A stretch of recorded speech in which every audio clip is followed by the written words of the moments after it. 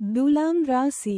சுவாதி நட்சத்திரம் 1, 2, 3, 4 பாதங்களுக்கு இன்று சம்பத்து தாரை தனவரவு உண்டாகும். நற்காரியங்கள் செய்யலாம். இன்று 11வது நட்சத்திரம் சமுதாய பகை. இன்று சந்திரன் பலம் 25% உள்ளது. பஞ்ச பட்சி பலன் தேய்பிறை திரையோதசி. புதன்கிழமை அதிகார பட்சி தினம். இன்று ராசியான நாளாகும்.